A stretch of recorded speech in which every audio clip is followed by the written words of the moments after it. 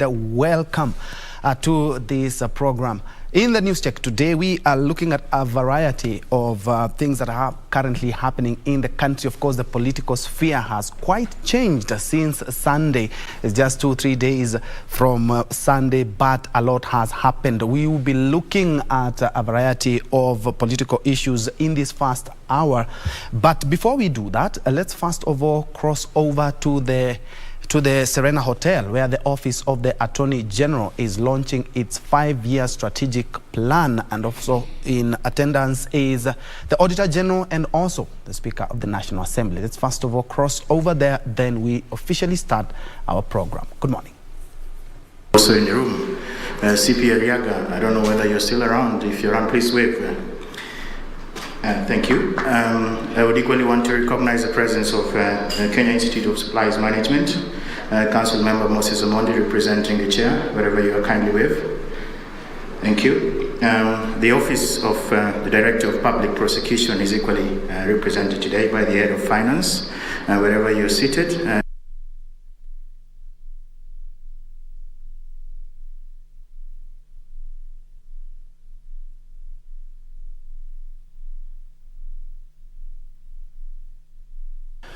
Apologies for that technical hitch. We'll be getting back to the Serena Hotel for more, but good morning. My name is Ben Troinjoel. Lensa Odingo will be our sign language interpreter for this live program. And talking about politics, a lot has happened, and perhaps the newest or the most shocking was yesterday's Parliament, what I would call self-destruction mode, after it actually declined to pass the motion or the bill that would have set the House Business Committee. What does that mean? A lot is at stake. What that means is that we cannot even pass the 2022-2023 budget. Civil servants' pays are on limbo, and also the general polls, that is the election. We have to have a budget, but how can we pass the budget if Parliament has not put its house in order? Of course,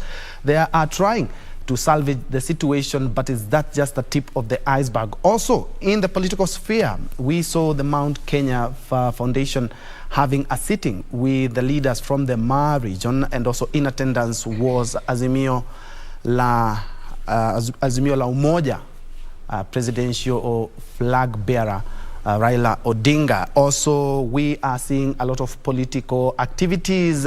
The Deputy President is also stepping up his campaigns after his alliance, so-called the famous earthquake on Sunday. So today they will be in Nakuru, and later they will be proceeding to Bungoma before coming back to Murang'a over the weekend. But to help us delve deeper into matters politics, I'm joined by a political scientist and also governance expert, Mr. Martin Andati. Karibu sana. Asante, enjoy. We are still in January. Happy New Year. We haven't seen each other. The year is late. But a lot is happening. It's old and young. It's still young. Yeah, there's so much. You know, a day in politics is a long time. Yes. Sunday's earthquake, a lot of people didn't expect that, but it has caused a lot of ripple effects in even places that we didn't expect, even in Azimio. Yesterday we saw the head of state actually having a sitting with the Western Kenya leaders. What do you make of the Azimio chances now that we have a new alliance, we have a new kid on the block, ANC, Ford Kenya, and also UDA, led by Deputy President? We saw what they did yesterday. ANC allied MPs, Ford Kenya, and UDA allied MPs. What they did yesterday that polarized the business of the House of the National Assembly. There is going to be a lot of movement on both sides of the political divide, and the alliances will shift and shift and shift again. I think Musalia's move, one, it weakens Raila to some extent, because the numbers Musalia will take to Ruto in the last dispensation they went Raila. The only question is, will Musalia be able to carry along Musalia and Wetangula carry along the entire Luhya nation? I doubt. Because if you look at, in the last dispensation, Jubilee got some votes, especially in Trans Nzoia and Bungoma, which were largely brought by the team which was Jubilee aligned at that time. But now you have some of those fellas who are in Jubilee, like Eugene, on the Raila side. Then now you have Musalia and Wetangula have moved to Ruto's side. But if you look at our politics, and I'm now speaking as a son of the soil, the Luhya nation, the expectation was that Musalia will go the whole hog. Of course, there was a press conference yesterday where they said that he's still a candidate. But for all intents and purposes, if it works as a duck, quacks like a duck, is a duck. So for all intents and purposes, there is no Musalia presidential bid anymore. But he can put on a brave face and say all sorts of things. But he got swallowed on Sunday. And you could see, if you looked at the hall before the UDA allied team came in, almost half of the hall was empty. They came in and occupied the other half, and there was an overflow. You remember Senator Malala requesting some of the people to create room for the visitors. So it tells you that Musalia does not have enough numbers in that coalition to become the presidential candidate. He is going to negotiate. I saw some of the papers yesterday saying that he settled for chief minister. But that position does not exist. It doesn't exist. That is what he also settled for in 2017. And of course, it was not existing. That time, the Raila people were calling it chief premier minister. But you and me know that there is no such a position in the constitution, in the current constitution, the 2010 one. So the best he can do is, if at all they get power, is to make him the equivalent of what we call a super minister, like Matiang'i is now. You are given a docket, but with some enhanced powers, maybe to supervise the rest of the ministers. But there is no Musalia presidential bid anymore. But you can see it. They were demanding. But because one thing, some of the MPs, they are still clinging to the fact that Musalia will be on the ballot. And you know very well, he cannot be, it's politics. What are his chances becoming There are no more presidential chances. He will not be running mate. Ruto has already promised Mount Kenya that he's giving them running mate. And they are still... And that is very clear. Yes. So, this game is very dicey. Ruto has already promised Mount Kenya. Raila has promised Mount Kenya running mate. So if Ruto makes that mistake and picks Musalia as a running mate, the mountain vote will evaporate. So he can't make that mistake. So, and he's banging very heavily on the mountain. So he will maintain that position so that they don't say that, look, this guy has started cheating us even before he gets power. Yes. So if he were to get power, what will he do? So the issue of Musalia being running mate is out of the equation. So the only thing now maybe he can negotiate for is the zoning. I've talked to some of the guys that are my friends and my brothers. So they are saying that they will get Western zoned for ANC, so that in Vihiga and Kakamega, the UDA guys will have to join ANC and work with the ANC teams there, so that they run on ANC.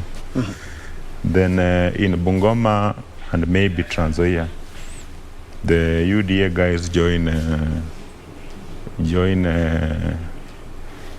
Ford Kenya, so that is reserved for Wetangula. Then Busia, they can leave it open so that they battle it out with with Azimio. So that is the thinking, and of course they are talking of 20-30% of government. It has not been concretized, but the part of the discussions, the people who are part of the discussions are my friends, so they have said that is what is on the table. Yesterday, but they have not come out with a document. They are yet to go to you can't see it because that is what they are saying. Yeah. And yesterday, what we saw in Parliament, of course, a lot of Kenyans were disgruntled what the MPs did. And that is quite a selfish move they did, because we have seen the clear divisions. It's more or less the UDA, ANC, Ford Kenya side versus the Azimio. What we saw yesterday, and perhaps first of all we can have that clip, because not only did we see that happen yesterday during the session, the other session of the Political Parties Amendment Bill, we saw it was more or less the 2022 succession politics rather than being objective. Are the 2022 politics polarizing the country even before? Because we have seen parliamentarians now are not even being objective in their mandate in Parliament. Perhaps you can have that clip first of what transpired in Parliament yesterday and what is at stake.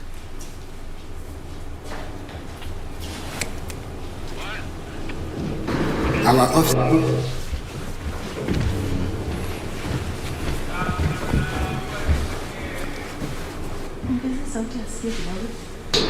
You have, of course, done very well. As it is a noble duty, we must discharge the interest of our nation.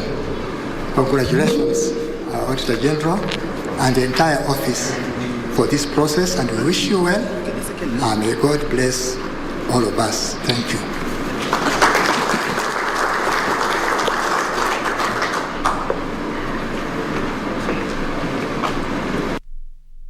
Proceed. Will as many as of that opinion say aye?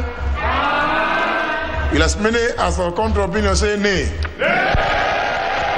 We will not be able to do any other business. Very well. So the House is adjourned until such time as the Speaker will be moved by the Leader of the Majority Party and Leader of the Minority Party on a motion based on Standing Order number 49. Sisi tuko na numbers na tuko vile tumechipanga. Najua mbeleni walikuwa wakitupanga, lakini sasa hatupangiki. Sasa tutakuwa tunaangusha hizo miswada sote. We are not willing at all to recede on the decision that we have made. Parliament as it is done is dissolved because we only have 6 months to election. So watu waenda wafanya campaign. Kwa sababu ya ile tamaa ya ubinafsi tu, kuonesha ubabe, yani mtu amefika paka hadhi ya namna hii. Hawajali. Ukisema unafanya bunge lisiendelee kujadili, you are not punishing members of the handshake, you are not punishing ODM, you are not punishing Raila, you are punishing wananchi.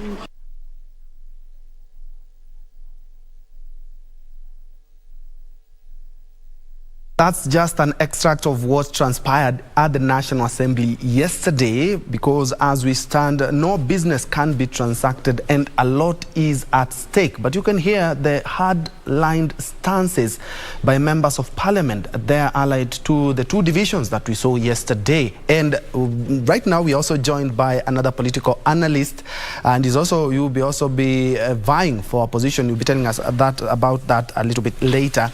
Andrew Nyagwansa. Yes.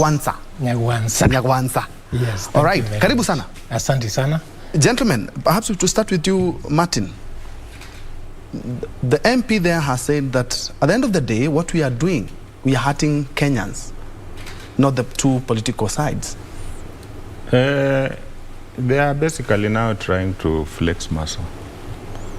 But it's Pyrrhic victory.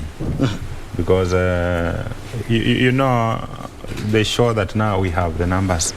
The question is, you know, if you paralyze the operations of Parliament as we work currently, it becomes very difficult even for you to have elections. So So when I see Sankok, who's my friend there, celebrating and saying they should go and campaign, how do you campaign if there is no money to hold the election? Because Parliament has to pass the budget for them to allocate IEBC money to conduct the elections. 2, you need that money to pay them salaries and allowances. So, but what will happen? There is still a remedy. You know, this is not the first time. We've had similar situations before. When the late Saitoti was leader of majority in Parliament, we had a similar issue. And even when Marendo was speaker. So what will happen is they will make some small amendments on the list of the members of the House Business Committee. Then they take back the motion, possibly even today. And you know, the Tangatanga side is in Nakuru today, and they will be in Western on Friday. So what the other side will do is to organize when this side is not in. Yeah, no, that's how but that's how they are going to resolve it.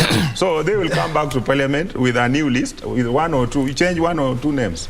And because the standing orders don't allow you to bring the same motion. So you remove 1 name on the House Business Committee, then substitute just 1 name. So that now is a different motion. Then you rescind that decision. So now that these ones will be out of Parliament, and you know, part of the reason must have been the handshake team was part of it was meeting the president. So that's 27 of the MPs were at Parliament. They didn't anticipate this because normally the House Business Committee motion is normally procedural. So it's never voted on. But the other side didn't anticipate that the Tangatanga side will spring a surprise and cause mischief. So it is they have to cure that. So I'm sure the majority leadership and the whips must have spent the midnight oil working.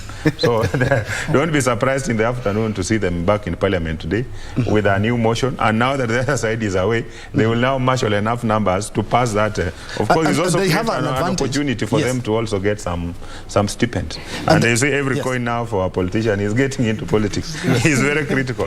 So you are able to get some chai to help you and facilitation. So it's good for them. And the good thing, they have the leader of majority and the leader of minority on their side. And perhaps, Andrew, you are also a politician and you've seen what your fellow colleagues there did. The 2022 succession politics, they are now polarizing the country as we head to the general polls. Look at the political parties amendment bill. We saw the sharp divisions. We know where each and every MP now lies. He has to be on one of the bandwagons. What do you make of what the politicians did yesterday, as selfish as it may sound?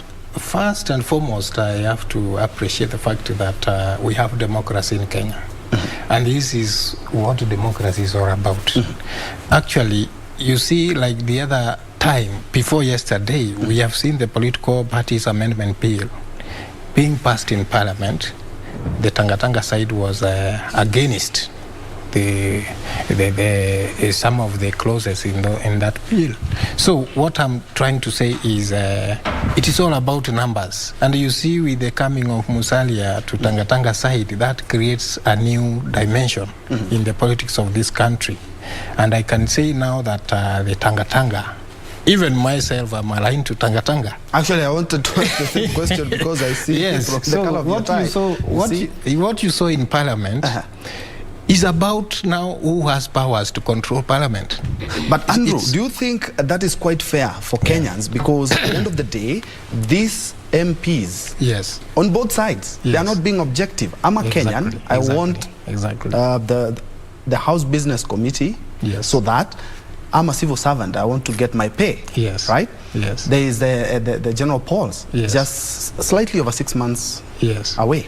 They are not being objective. In the first place, of course, it is not fair to Kenyans because Kenyans want to get what they have elected their members of parliament to do in parliament. But it happens that the Kenyan setting, the Kenyan politics we have is all about who belongs where. They don't mind about this bill is gonna assist my people. They just vote according to their alignment.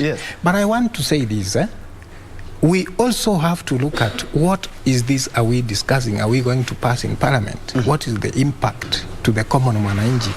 And you know, the Tanga side is so much aligned to the low income earners. Boda, mama mboga, and all those things. So what I'm saying is what happened yesterday is actually, I can say, they are trying to pay back what also was done during the political parties amendment bill. That is basically what is happening. It's about politics. So, and as we are in the political campaign season, I think that is what is mostly affecting. Even some of the members who may see that there is importance of changing this bill or participating according to what, as a member of parliament, I'm supposed to do, they have now gone to alignments. If I'm in UDA, in Tanga, if I'm in Azimio, so we will not meet. We'll have to push our agenda as the others push their agenda. And whoever wins is the one who has numbers. And as you can see, as of today, I think Tanga now has numbers in parliament. And that is going to be a serious tug of war in parliament in whatever bills that are going to come in the floor of the House. Martin, could this be the 6th and the last session of the 12th Parliament, which is the worst ever? Because actually there is also the recall clause where Kenyans can say these members of Parliament are not doing what we told them. They are not actualizing their mandate, so we can recall them. Or they know we just have 6 months. No, you can't recall. They're holding us hostage. That has been overtaken by events. There were regulations that are supposed to pass to operationalize that. It never happened. Because the same no single MP, no single MCA has been recalled. So they know that is out of the way. But basically, they have only 2 months. 60 days to elections, Parliament is supposed to stand dissolved. So they have basically another 2 months. And do we even have the numbers? Because people are busy out there fighting for re-election. They are busy there fighting for realignment and alignment. So they don't have much time. In fact, if you ask some of them, they might not even know what they did yesterday. You see, now it's about emotions, it's about political scoring, it's about what the boss says. They want to please the big bosses. So if he says, let's shoot this down so that we teach the other side a lesson, then they beat us in terms of the numbers in Political Parties Amendment Act. So now this high side say, let's now beat them on this. So let's show them that we have the numbers. So it's basically flexing muscles. But in terms of paralysis of government, I don't think it will happen. I've told you there are 2 ways that can be sorted. One is bring back a rescission motion, which they will do. The other alternative is the president can still draw certain money from the consolidated fund. Then when you have a new president now coming in, because the new parliament will come in with a new president, then he will bring in what is called a validation bill. You bring in those bills which will validate the actions that were done and procedurally. So it means nothing, and it amounts to nothing much, apart from political posturing and making some headlines. It doesn't amount to much. 2, they will still meet in the committees. But even the committees, are they really doing serious work? I doubt. Because now they are all out there campaigning. Yeah. So what they do is appear, sign for the allowance, then you disappear and go out there and start campaigning, so that you are able to get some little money. The question is, if you don't want the government, the executive, to draw the money, where do you want the money to pay the allowances to come from? The executive might as well play mischief and say that, look, now we don't have money even to pay the MP salaries. So all you need to do is, if you want to hold them hostage, is they don't release money to Parliament. You can as well decide you are not bringing in that motion. Then on your end month, if they have not released money, they are lucky they normally get paid by 4th. Then next month, you delay the whole process. Next month, there is no money. You can't pay them. Tell them you can't pay mileage. You can't pay the rest of the things because you don't have the money, because I've not passed the bill. So that they're all stuck here. But we don't have very smart guys around the president who are thinking that way. So if they were there, actually, seriously, if they were there, if they think they are creating a stalemate and paralyzing Uhuru and the 2 months could also be hell for them. Yeah, you make it hard for them so that they have no money. Let them get stuck here. They can't get allowances. Yes. They can't get salaries. So they can't move. You tell them, look, I don't have the money. You refuse to sit. So if you have not approved this, the law does not allow me to spend. So let us stay this way. You will see them all troop there with the heads board, because now you have no choice. So they need, but you see, right now, the way he said, the political class does not think with reason. They are thinking with emotion. A guy who looks for a parliamentary seat, I've been there before. They don't reason. If you told him that he gives you those shoes and walks naked so that he is guaranteed for election, he will do it. Some of them, even if you told them to lend you the wife for 6 months, as long as that will guarantee him position, they will do it. So that is where the class is. To you, very unfortunate, but that's what it is. That's where we are. Yes, that's where we are. Andrew, where did the earthquake find you, and what are the chances? Yes. Now that we have seen, as you say, they are flexing their muscles. Now yes. we see the UDA is a little bit strengthened, but at the end of the day, yes. Let's be also objective. Some of the MPs have jumped ship after they saw that the ANC, they saw the earthquake is not working for them, including ANC. They became casualties. So do you think that UDA is more stronger or more vulnerable? What I can tell you is, even personally, I was present during the earthquake thing. But you didn't expect it, right? Yeah, we didn't expect it. But even our party leader, we were at a church function. He did not say whether something was going to happen like that. But once we finished the church, somewhere around Kajiado, Konaparidi, then he said, we are going to bomb us. So then we started the journey. But I can tell you, the politics of this country, we are mature in politics in a manner that we can intermingle within the parties. That was a function for ANC, but we were invited as UDA, and we were there in numbers, specifically the aspirants and sitting members of parliament, to welcome the decision that was going to be given out. But I can tell you, my surprise was, once we arrived there, the former Vice President, Kalonzo Musyoka and Gideon Moi, they were running, they ran out of the function.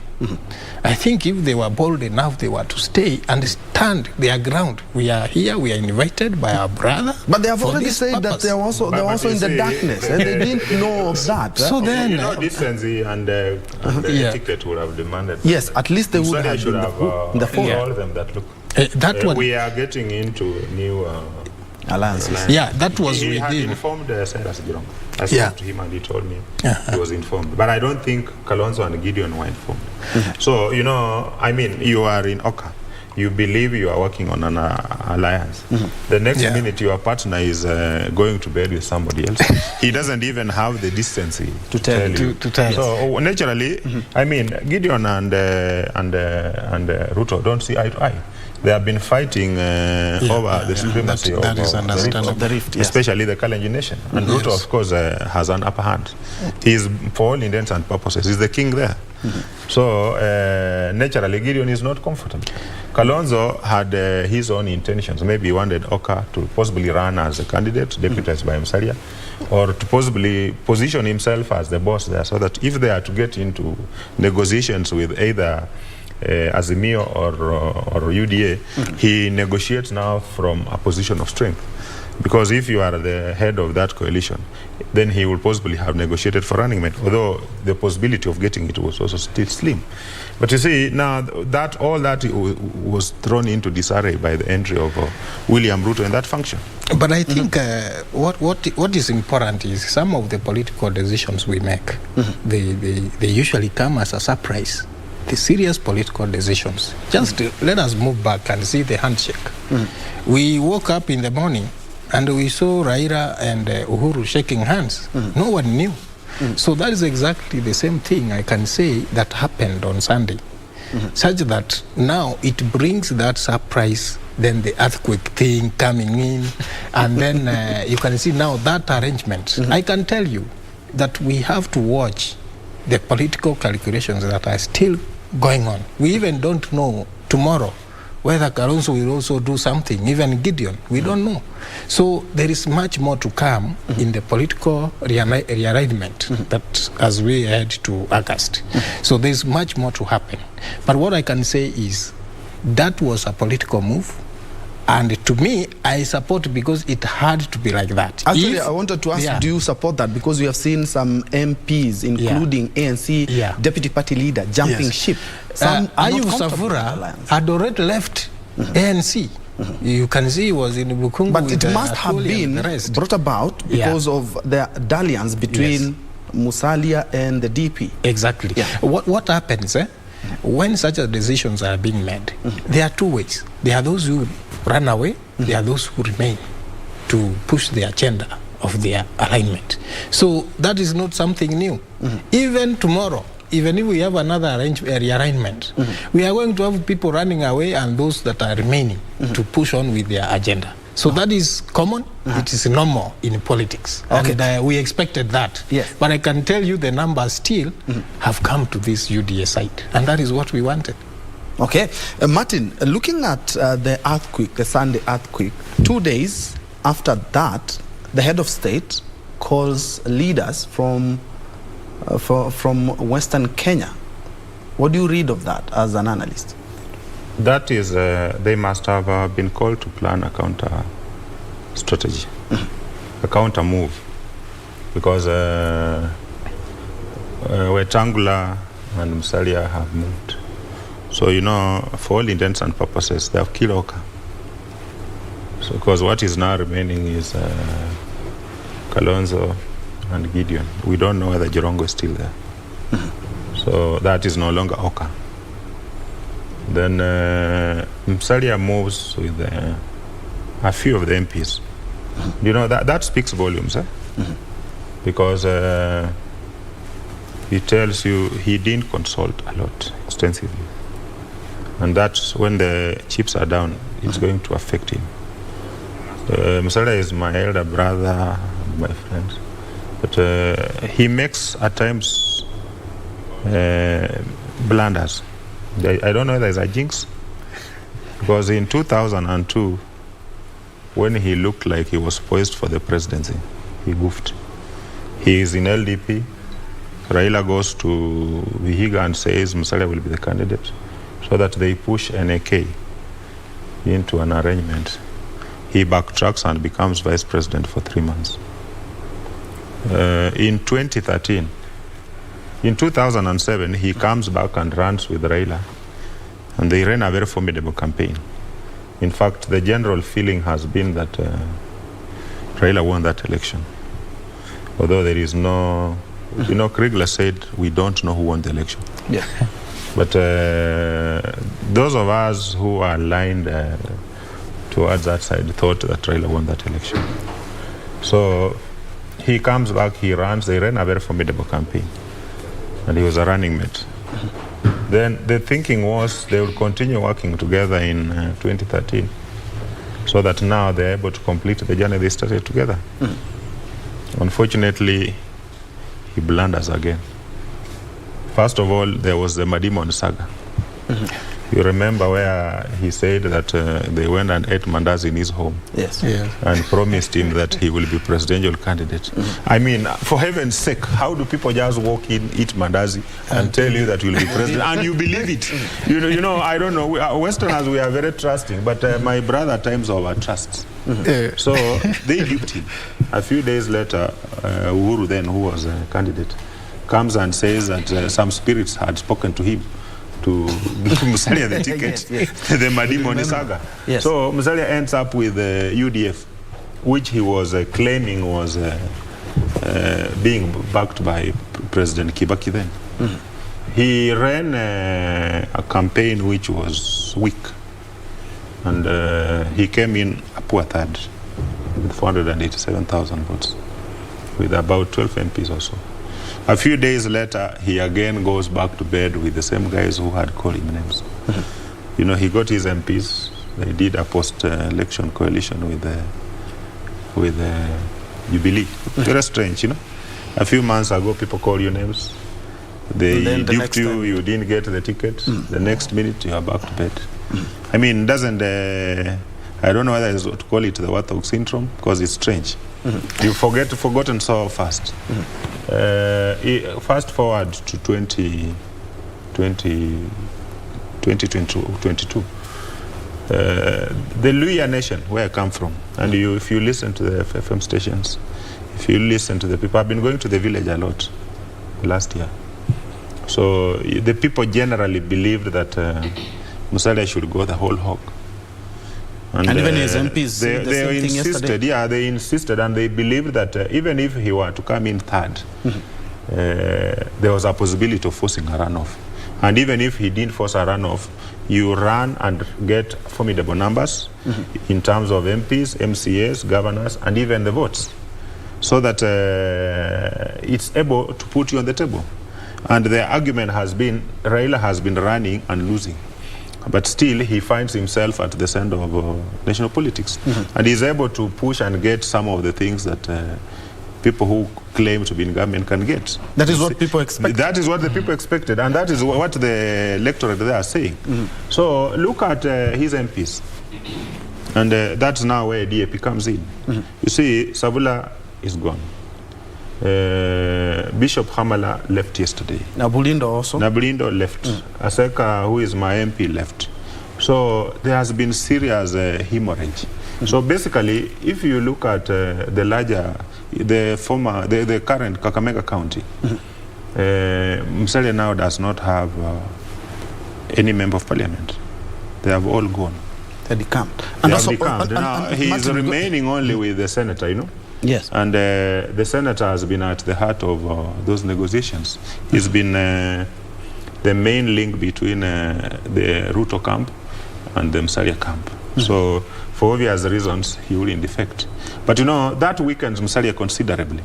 He is now remaining with Adagala, who is in Viga, the women rep. He's remaining with Kagesi and Agoi, and of course Milemba. So there are only 4.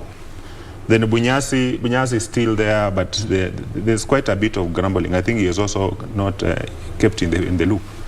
So it weakens him. Wetangula had lost quite a number of his MPs. You remember the fights in Ford, Kenya? Yes. Wamunyinyi has left, Eseli has left. The other ones had gone to Tangatanga earlier. So there was a joke doing rounds on social media that he held a PG meeting and he had only 2 MPs, Kalasinga and I think himself. So, you know, it is very serious because he has also lost quite a number of his MPs. Okay. So the main beneficiary here is DAP. Because if you look at most of those MPs who have left ANC and Ford Kenya, they are headed to DAP. So, and we are going to look at the DAP factor because at least it's also shaping up the politics of Western Kenya.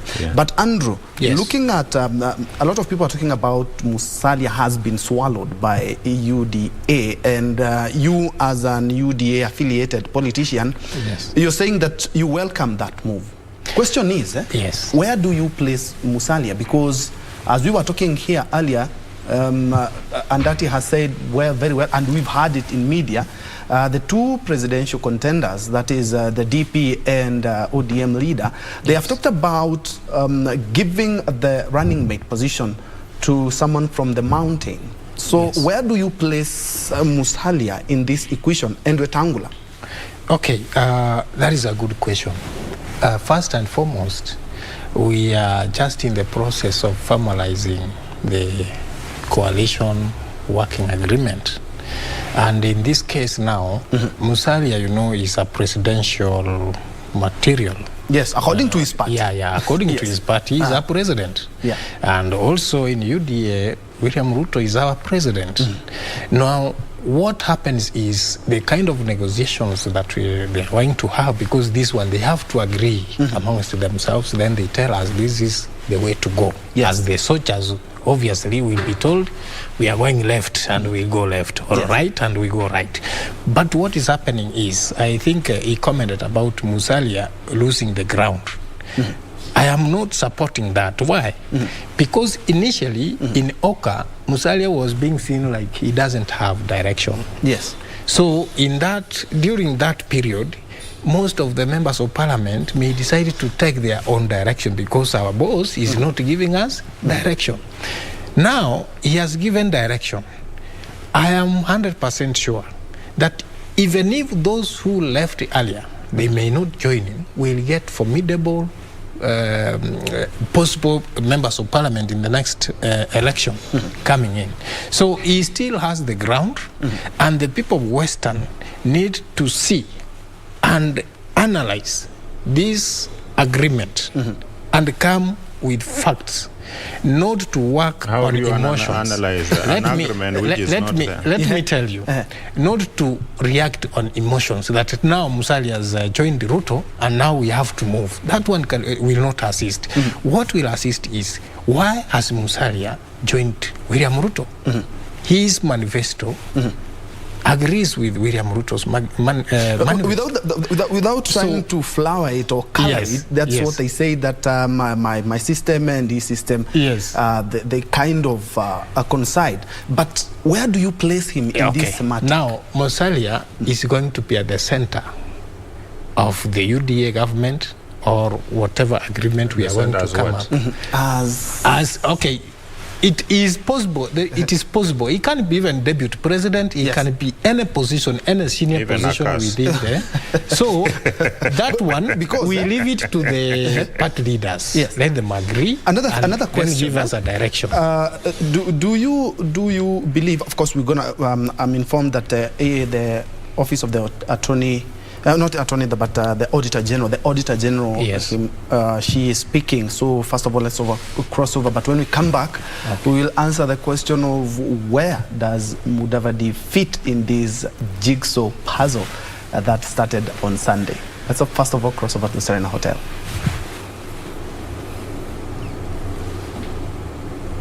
Learned from our previous strategic plan period that the Office of the Auditor General has taken the prudent step of developing this strategic plan to guide our work in the next 5 years so that we remain future relevant auditors and a value-adding institution. We must make some achievements in our previous strategic plan for 2018-2021, and we are transitioning from that. The previous plan ushered in reform initiatives aimed at reorienting OAG, or the Office of the Auditor General, to respond to the expanded constitutional mandate, improved service delivery to the public, and the reforms that have been taking place steadily in public finance management.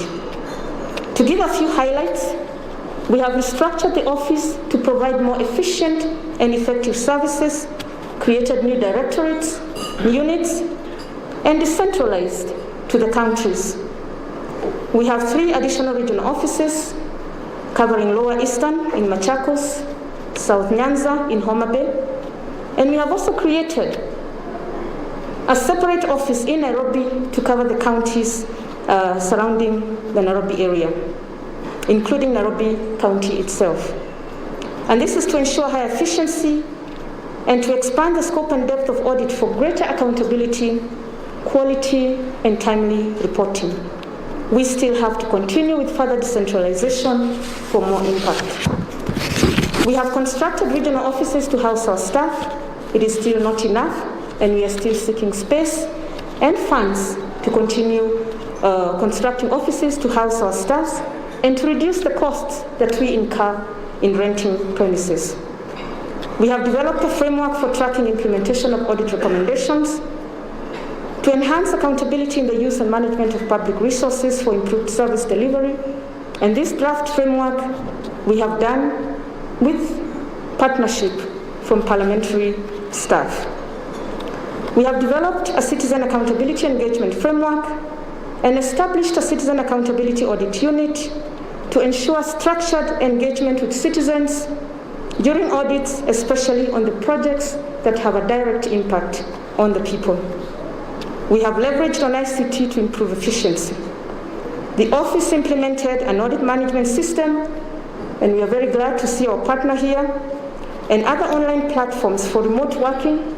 We adopted flexible working hours and shifts in the wake of COVID-19 pandemic for the staff, and the use of technology ensured that we did not shut down. We were still able to audit and report to Parliament as required by the Constitution. I have to admit, Honourable Speaker, ladies and gentlemen, that we have seen great improvement in the entities that we audit. We have seen more streamlined operations. We have seen improved record keeping. We have seen reduced audit issues. And we have seen physical evidence that there is development taking place in our country. And we must commend the institutions for that. However, there is still a lot more to be done to enhance accountability, transparency, and effectiveness in the use, management, and protection of public resources. Indeed, we have seen improvements in the audit opinions issued for the various public sector auditees. For instance, the number of unmodified or clean opinions audit reports for the MDAs has increased from 30 or 27% in financial year 2015-2016 to 65 or 42% in the financial year 2019-2020. We must recognize that. Similarly, the number of disclaimer of opinion issued has reduced from 15, that is 14% in 2015-2016, to 11, that is 7% in the financial year 2019-2020. And I hope when I consolidate the final reports, we shall see more improvement at the MDAs. And that is at the national government level. A similar trend has been noted in the county executives, where the number of disclaimer of opinion audit reports issued has reduced from 25 or 53% in 2014-2015 to just 1. And we must appreciate the counties because there have been tremendous improvement despite some of the challenges that they face. We only had one disclaimer in financial year 2019-2020, and we hope that one will ease out of the disclaimer position and move and advance positively. Again, the number of adverse opinion also reduced from 16 or 34% in 2014-2015 to just 5 or 11% in 2019-2020. It is our hope that the county executives, and I hope this message goes to the county, to the Council of Governors, that they shall improve their systems and operations so as to get clean opinions and reduce the other audit issues we raise under lawfulness and effectiveness and under internal controls. So what are our strategic priorities for the next 5 years? And this was demonstrated to you by CPA Edwin, Deputy Auditor General.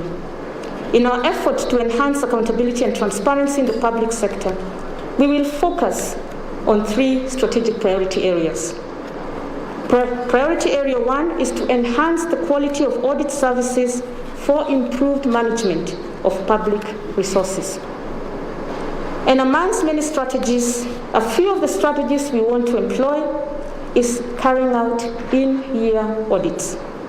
We shall endeavor to provide audit services that continuously meet professional standards, and to achieve this, we will carry out in-year, in-depth audits on lawfulness and effectiveness in the use and management of public resources as mandated by Article 229 of the Constitution. However, this will only be possible if public sector entities, our auditees, fully implement the in-year quarterly financial reporting as required by the Public Finance Management Act 2012, and we hope that this will be enforced. We also need to speak about accrual basis of accounting. And this has to be brought on board in partnership with the Public Sector Accounting Standards Board and the National Treasury. We are appealing to the government to move to accrual basis of accounting. This is a critical move to the accountability process. It informs government decision-making from whole of government perspective. It will improve transparency in government financial performance, including full disclosure of pending bills, enhanced disclosure and management of public assets, and enhance accountability and transparency in resource mobilization, allocation, reallocations, and utilization. Chief Guest, Honorable Speaker, ladies and gentlemen, we want to speak about performance audits. We shall also enhance the value and benefits of the audit reports, and this is informed by the fact that our mandate is not just about auditing and reporting. We play a critical role in influencing the country's development and the delivery of sustainable service delivery. Indeed, audit services and audit reports are critical in monitoring and evaluating the outcome and impact of the management and use of public resources, and providing valuable information on whether we as a country are achieving our development priorities and service delivery objectives. In this regard, we shall continually engage Parliament to discuss and make recommendations with regard to the performance audit reports. We have in the recent past issued over 40 performance audit reports touching on various sectors. That is Nancy Gadongo, who is the Auditor General of the Republic of Kenya, and they are talking about the Office of the AG as well, talking about the Office of the Auditor General will better infrastructure, as now they are currently in rented offices, talking about enhancing accountability in public resources, talking about partnership that will aid accountability in public funds, and also structured engagement with Kenyans to ensure that in case of any accountability issues, Kenyans, they know very well. And also, Martin, as we continue the conversation, she talked about the last time the Auditor General talked about a third of Kenya's budget going to corruption, which is something that we are hoping that our leaders are going to touch on as well. You can touch on that. As we look at the Ma and Mount Kenya Foundation, they were in a hotel here in Nairobi. And the question is, the DP has been holding rallies almost each and every day. But looking at Azimio, it has had some closed meetings every now and then. Is that a strategy as well? But before you touch on that, let's first of all hear what they had to say yesterday.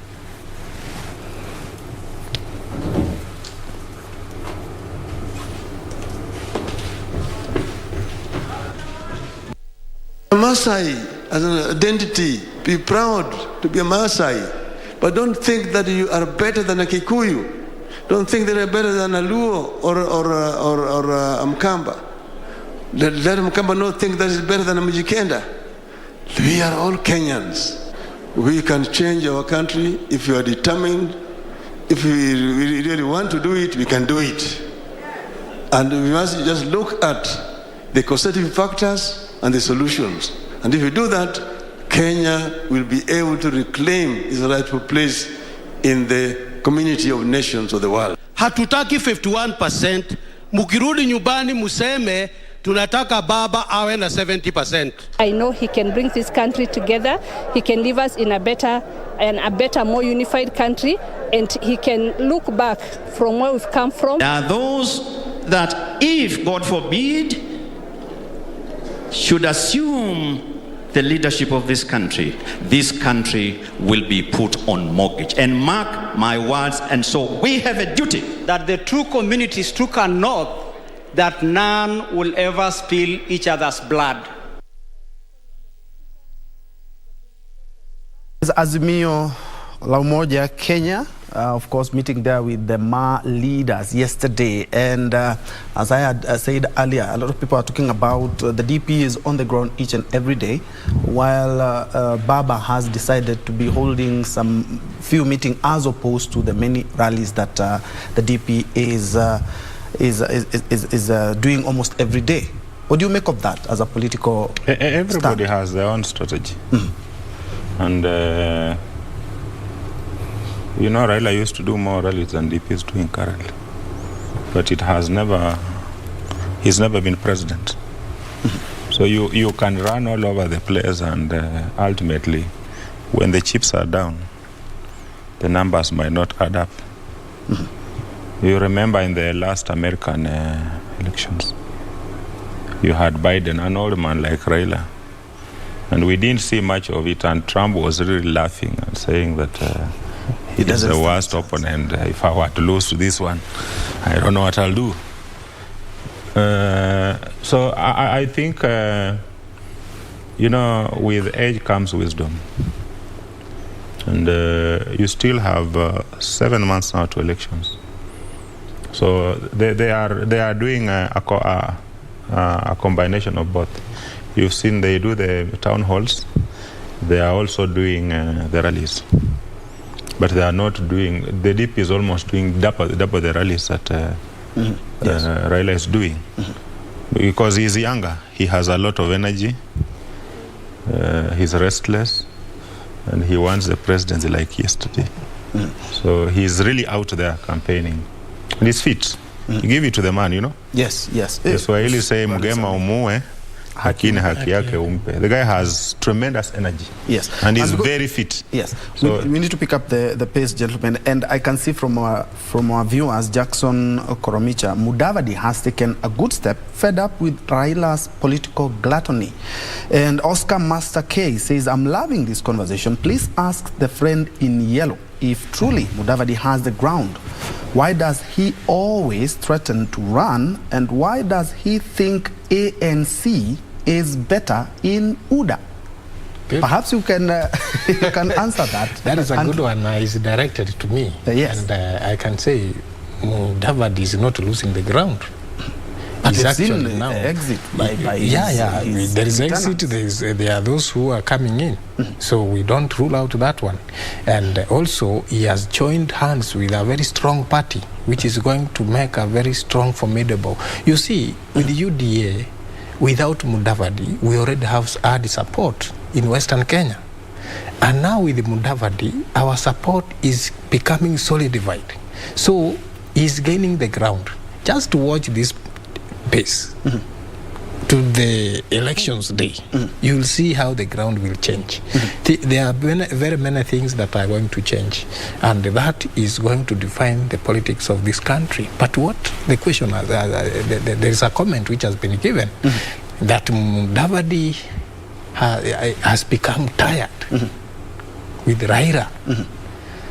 That one is very clear. You see, he supported Raila quite a number of times. Even last election, 2017, he did not run for president. I thought Musale was supposed to run for president, not support Raila. He did not run for... So the issue of being tired with Raila is neither here nor there. Let me tell you, he has all along been posturing like he's going to run. It has nothing to do with him supporting Raila. That, a good politician, sometimes you say, let me sacrifice my ambition and support this brother of mine. Once he wins, he'll serve his term, and then mine comes. You've said that Mudavadi is winning some ground, losing a few but gaining. Yes. But you might end up losing a lot than you're gaining. That one, I can tell you, it is not going to happen. Why? Because those members of parliament who already left, they had already left. They didn't. They left when those are the ones that were hanging on, waiting to see what Musale is doing. Then they ran away. That is not true. Perhaps you can respond to that, bringing in the DAP factor in the exit, because they are not just leaving the party and looking for other parties. They are leaving and going to DAP. Perhaps you can touch on the same. I think my brother here doesn't understand Western politics. I'm a Westerner. I'm a political animal.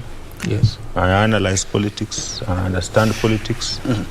So I can speak authoritatively on Western politics and national politics. Musalia was meant to be a presidential candidate. But deep down, even in the villages, when you go and talk to the people, they will tell you they don't think he'll be a candidate. So I think our Luya masses are miles and miles ahead of us. Even when we try to tell the people that Musalia will run, they still never believed. Of course, you could see when you talk to him, there is no conviction. He lacks self-belief. You know, if you don't believe that you are going to be a president yourself, how do the other people believe that you are going to run? So it was basically posturing. And when you look at the numbers, and you will see it very soon, there are those Musalia diehards. Of course, are not very many. He will move with those ones to UDA. Wherever he goes, he'll go with them. But there are also quite a big block of voters who had initially been supporting Raila, who got disillusioned with Raila, who believed that now it is time to vote one of their own. And that is a majority. It could be 60% or more of the people who are supporting him. They are very disillusioned. And he will not transfer that support to William Ruto. But you know, he has eaten into some of the numbers that last time went to Raila. The numbers he will be transferring to William Ruto, which might not be very huge, were last time on the Jubilee side. But you know, Raila has also made inroads in the mountain. You see, Raila never got much support in the mountain last time. So he is now making some inroads. We don't know how much support he has gained, and whether that will be enough to neutralize the numbers that he will be losing this other side. So what now will inform this position is they have to work on a Scott at policy, so that they go out there, because this election is going to be won in two fronts. One, if Kalonzo decides to go the whole hog, it complicates things for both candidates. Because if Kalonzo flips and goes to William Ruto today, the election is over. However hard Raila tries, he will not win. That one I can tell you for free. And you know, I'm speaking on national television. Yes. Yeah, on the national. You speak with so much conviction. Yeah, that one I can tell you. So if Kalonzo flipped today, and went to William Ruto, it's over. But the chances. So the only question is, will he flip? And especially Musalia having now abandoned him, does he join Musalia the other side? I don't think he would. So that now leaves the question: will he join Azimio? The question is, what does he get? Okay. Or the other alternative is, does he run as a candidate? Yes, does he have the resources now to run as a candidate? So those are now some of the things that are on the table. Then now you asked the question of DAP. Yes. You know, I was one time the county secretary of ODM in Kakamega, so I understand ODM politics. We were there for quite some time. People were mistreated, including me. The nominations were messed up. Candidates were embossed. Arrogance set in. Most of these guys were actually, even him, if he was in politics, he'll tell you one time, if he's from Kisii, he could have been an ODM member, even unofficial. So all these guys you see now, including William Ruto, that is why you guys jumped ship. Were in ODM. So some arrogance set in. Exactly. And people are treated like rubbish. So they decided to move out. And the feeling now, the Luhya nationalism is at its peak. So even now, because DAP is basically anchored around Eugene Wamalwa, who is CS Defense. He is the force behind it. You asked whether it's a government project. The project, I would say, is a Eugene Wamalwa project. He is the force behind it. So he's not an official of the party. But I think he's the main guy bankrolling it. He's the main guy driving the activities around them. Okay. And you see, they have made serious inroads. Look at Trans Nzoia. They have gotten Natembeya, the former regional commissioner, who is a very formidable candidate in Trans Nzoia. They have gotten Wangamati, who is the current sitting governor in Bungoma. They have gotten Wamunyinyi, who is the MP. The former speaker. Okay, because of the interest of time, is not there. Let's also be fair to the DP, because together with his allies, perhaps you can comment on this. Let's first of all hear the DP talking about his dalliance and his association with ANC as a party and Musalia Mudavadi. Ni kuunganisha taifa lote la Kenya. Ile siasa tumekataa ni siasa ya kugawanya Wakenya katika misingi ya kabila na dini na kijiji na kona, kwa sababu kuna wale wanasukuma vyama ambazo zimetengenezwa ya sehemu na kijiji na kabila fulani, na hizi chama zinatengenezwa saa hizi kwa sababu wako na njama ya kujaribu kugawanya Wakenya, ndio watu wachache waendelee kuwa na usemi, waendelee kuamulia Wakenya wengine, kwa sababu hawataki Wakenya waungane, kwa sababu Wakenya wakiungana, wakiwa na umoja, watakuwa na uwezo wa kujiamulia yale mambo wanahitaji. UDA, thank you so much. And that is the DP side yesterday talking about the ANC. They haven't announced the merger, yes? They just said they are working together. Perhaps you can respond to that. Steve Shira from Lolgorian says Ruto will win. Lolgorian. Exactly. Yeah, he's in Kilgoris. He'll win. He says he'll win. What I can say is the working partnership, the partnership between UDA and ANC is still in kitchen. So we do not want to preempt what is going to happen. We are waiting to get exactly what is going to happen. But why do you think the addition of ANC and Ford Kenya forms a very formidable team when it comes to UDA? You see, like what the DP has said, we have had very many parties coming up, like the DAP, you are saying it is a party which came the other day, and we are hearing that it is investing more formidable aspirants for positions coming in the next election. You see, those are the parties which have been formed to divide, even if... But even UDA came the other day. Let me tell you. UDA actually has one MC. It has a national look. It has a national... DAP is just in Western Kenya. So what I'm saying is, UDA has been here, even if it is for the shortest time, but it is everywhere in Kenya.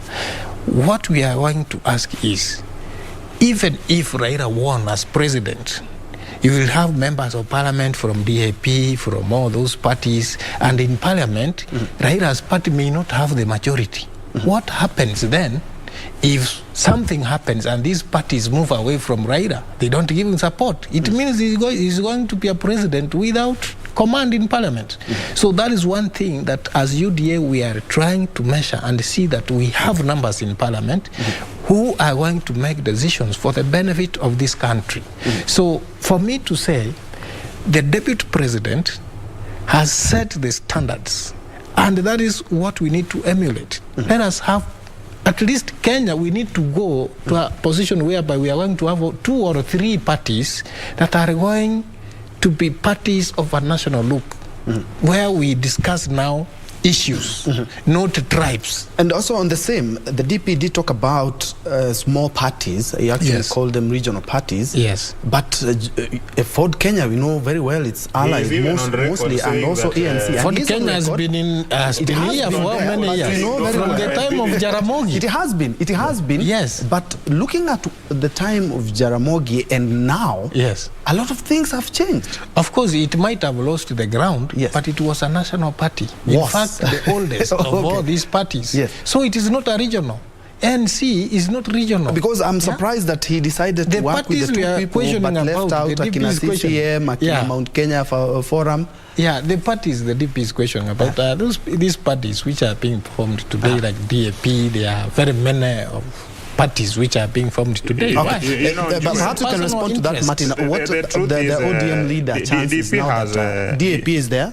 DP has realized that putting on arrogance and bravado, his numbers are not adding up.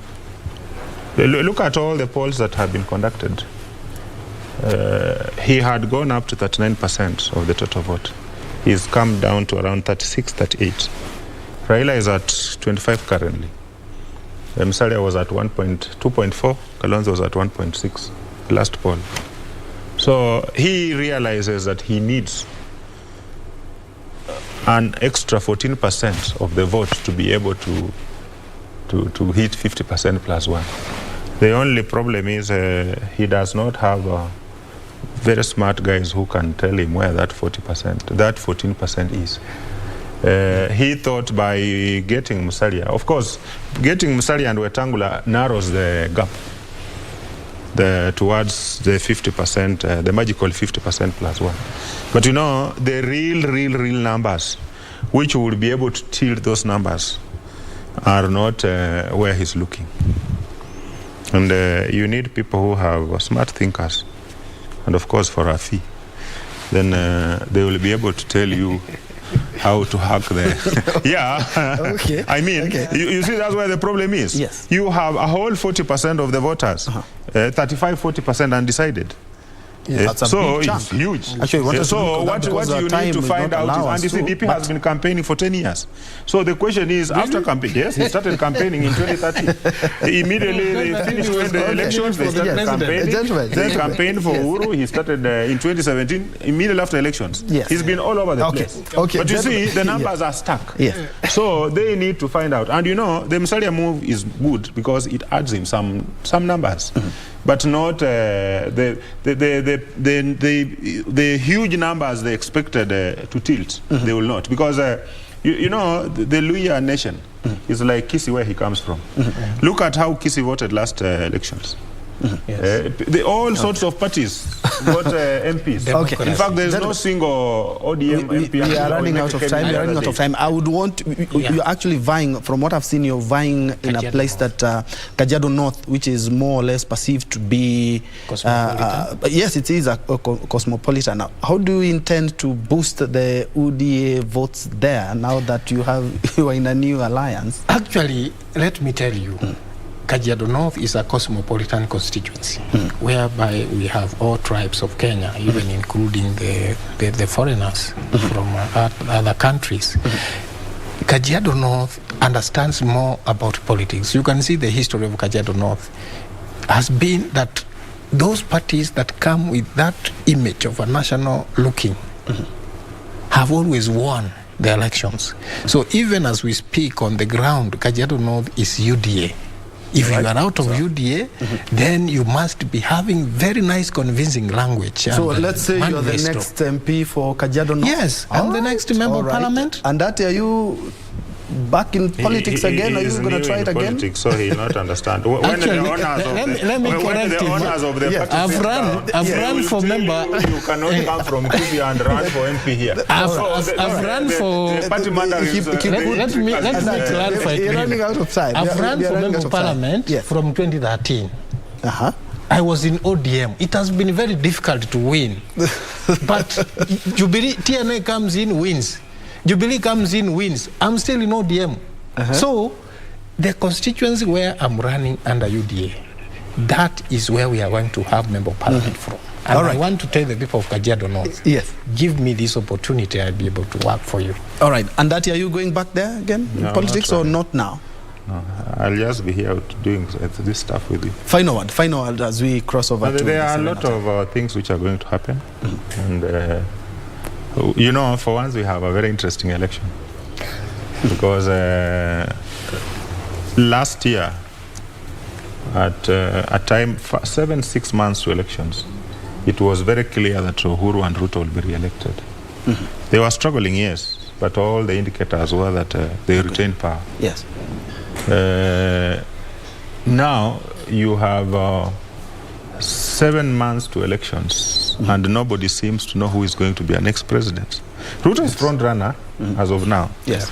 But the dynamics keep on shifting.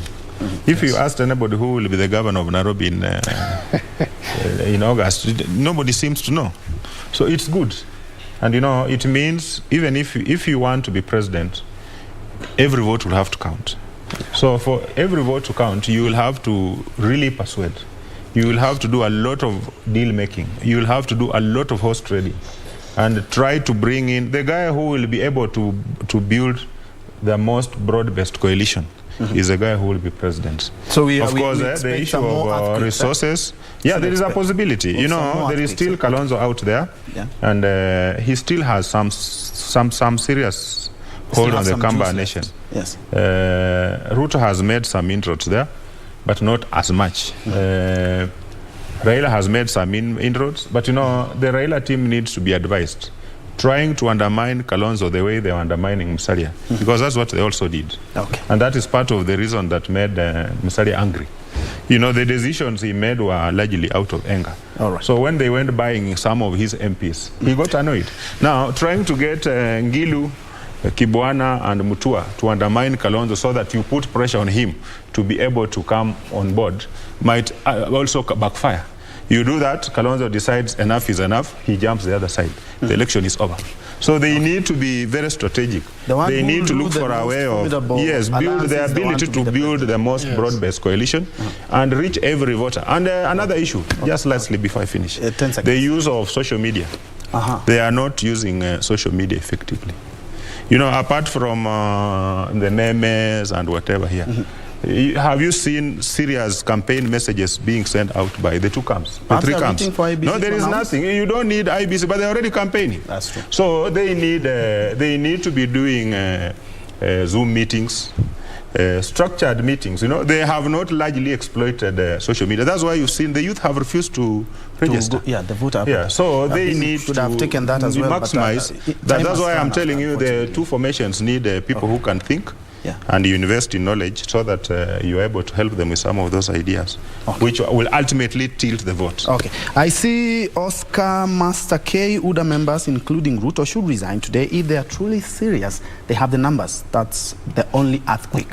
Besides that, UDA and ANC are but small regional parties. Ruto, happy 2017 nominations worked.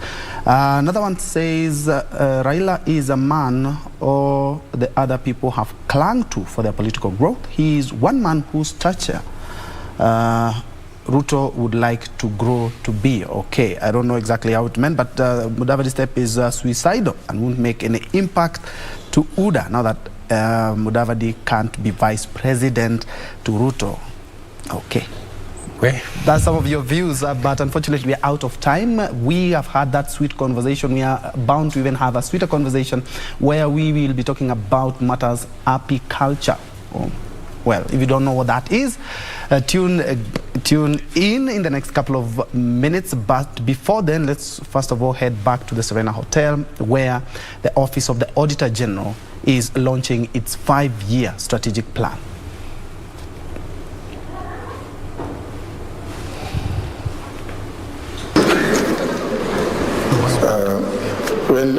When you spoke and my friend whatever spoke about social accountability, you notice that seemed to excite them a bit, and they might have started looking for you to say one or two things. When Mike Bishop Abukala spoke about asset recovery, they got a bit excited because that's now what makes sense to them. These are the processes. Very, very serious discussion that has happened here. If you want to check, you'll find it in page 34. Because they will not say they can't make sense out of it. They will want to see whether, you can see whether there are any features here about an earthquake. So that for them that is what is news. I'm saying this because yesterday, before we go to the Rankras situation that has been reported widely in the House, as happens usually, the leader of the majority party in the House usually tables certain documents. And one of the documents that I recall he tabled about 25 reports, many of them from the Office of the Auditor General. Some, I want to confirm, like the Auditor General has spoken, to do with performance audits. And then among them was Treasury Memorandum. These people will not look at it. That Treasury Memorandum is on the implementation status of the various recommendations that have been made by Parliament. And when Parliament makes those recommendations, it is technically and heavily reliant on the services from the Office of the Auditor General. In fact, the office of the Auditor General, traditionally, in many functioning democracies, is the technical arm of any functioning legislature. But because it's, as you say, it's technical, now it doesn't quite find it's not exciting. But you see, it would be important that the consumers see if the Auditor General reported on this. Subsequent hearings happened. Parliament made recommendations. Some of our recommendations go to the implementing ministries, departments and agencies, or directly to the Ethics and Anti-Corruption Commission to do further investigations, because Parliament is ill-equipped.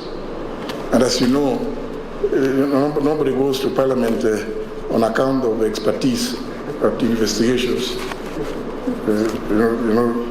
Citizens know why they elect you and not me. So it's not necessarily on the basis of their technical capacity and competencies. And therefore, I'm giving this example because just to illustrate the nexus between the office of the Auditor General and Parliament. I have over the years been urging that this nexus, and I'm happy what the Auditor General has stated here, is now going down to the counties by the opening of the various regional offices, because so much resources have been revolved. It's only fair that the citizenry, through the process that the Auditor General has indicated, of even the process of audits, engaging with them, that's a form of public participation in the process, which is one of the values captured in Article 10 of the Constitution. So the mandate of Parliament is to look at the reports, debate them, and make appropriate recommendations. That's the only action Parliament is required to do. But I've seen a situation whereby members of Parliament feel very frustrated. Sometimes they think they have come to me requesting that I invite policemen to sit around so that they could whisk away people. But obviously that is not their work. The Auditor General has done their work professionally. Do yours, make recommendations. Archbishop Abkala and his team will do the rest. I want to assure you that, as has been the case before, we will continue in our role and mandate to support the office of the Auditor General. For me, accountability and transparency are key ingredients to preserve public trust in public governance, and our two organizations, the Institution of Parliament and the OAG, have crucial roles in ensuring public resources, as you were stated, are well utilized.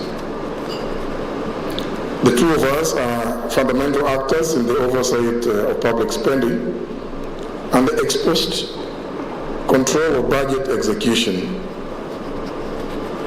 We complement each other. But I have on occasion found myself in some difficulties. And since I'm talking to professionals in this area, let me just pose this question. During my first term, or at the tail end of my first term as Speaker, and made certain observations, and I felt maybe we need to make some small difference.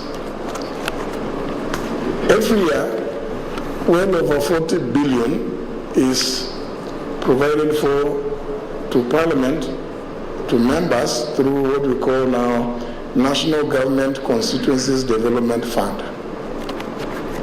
Those are not little resources. The Office of the Auditor General dutifully audits what each constituency CDC committee implements. But that report comes to Parliament. It goes before the committee of Mr. Wandai Opio. As that was the situation then. It's not Honorable Wandai who was then chair, but I just looked at it and said, but now, the Auditor General has found things that are not clear. The people who are coming to explain, in as much as members of Parliament will keep pontificating that they are not involved, that they are only patrons. But this is Kenya.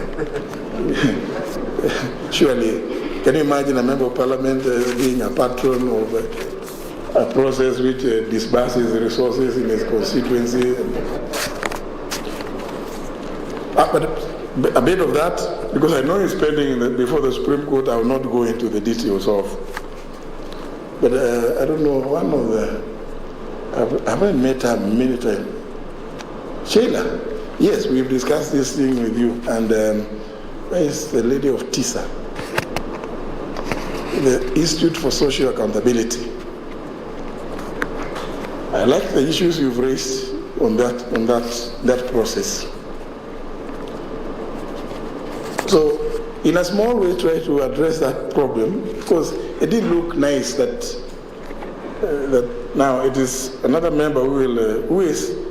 Remember, most of the members belong to political parties, and decisions in a parliament, in a legislative house or chamber. That is National Assembly Speaker Justin Muturi there giving his speech during the launch of the Auditor General, or the Office of the Auditor General 5-year strategic plan that is being launched at the Serena Hotel. We have our reporter there, Regina Manyara, who will be keeping a keen eye on the same. But just to point out is that he's talked about the oversight role that Parliament has, and when it comes to matters auditing, so that we may ensure that all the money that is spent, that is public money that is spent, is well accounted for. Have a more comprehensive report in our subsequent bulletin. Allow me now to introduce our second topic. I've talked about, we had a sweet, now we have even a sweeter topic now, because we are talking about matters honey. Yes, the bee honey. And I'm joined by two experts here to discuss matters apiculture and how it can be helpful now that in Kenya, as we speak, there's a drought that has stricken parts of the country, and Kenyans are also practicing beekeeping, which is apiculture, as a way to add some money in their pockets and also as food. Allow me to introduce, on my immediate left, we have Frederick Otieno. Karibu sana bana Frederick. Thank you very much. Frederick is the CEO of Agriculture Platform of Kenya, APK. Not the party, but also Apiculture. shares Apiculture, Apiculture Platform of Kenya. Yes. Thanks for that correction. And my extreme left, we have Dr. Jafford Ritha from the Chuka University. You wear so many hats. You are the director, farms, buildings, and enterprise, and you're also the chairman, of the Kanedi County Education Board. Gentlemen, karibuni. Let's talk about this sweet thing. Yes. Perhaps to start with you, what is apiculture? And how can it be of economic value to Kenyans? Apiculture is basically beekeeping, which is an art and science of managing bees and plant resources for the purposes of food, medicinal, and also in income. And beekeeping, very many people have been scared about the sting. But this sting is also beneficial, because they say fuata nyuki ule asali. No. So but generally, beekeeping, the work of the bees is to pollinate. We have bees and other pollinators. So the main activity of bees is to pollinate crops When pollination happens, you find that even the food production increases. And when the food production increases, you also find that our pockets also get some income. Because of the pollination, leave alone the honey now. Yes, because of the pollination. And you know, when bees are doing the pollination, they're also collecting something from the flowers or the crops. We have the pollen, we have the nectar. These ones, they do them to collect, to use as their own food. And as they store their food in the name of honey and pollen, we human beings also go and steal to use for our own benefit as food and also as medicine. Also, we use these products from the bees to sell and get some income for household use. So you find that enterprise solutions also come in when you are keeping the bees. So apart from pollination, you also get some income. And maybe later we can also discuss on how beekeeping as a whole can also contribute to income or to enterprising solutions to households and also to the common mwananchi. Okay. Yes. Doc, what is the current status of apiculture in the country? I remember growing up, we had those, the old ones, which you have to cut the tree trunk and then make a hive from that. But a lot has changed since then. We also have bees that sting and bees that don't sting. But before then, what is the current status or the status of apiculture in the country in regards to the situation that we're currently experiencing, that is drought? Sure. Thank you very much. I appreciate that this country, we have the beekeeping as an enterprise that is probably going through metamorphosis. It's going through the development. To start with, we began with the log beehive. And this log beehive is a traditional method where you cut a tree trunk and then you make it hollow and then you prepare it for the purposes of bees. So where the queen can have some space and also the bees can now make their honey.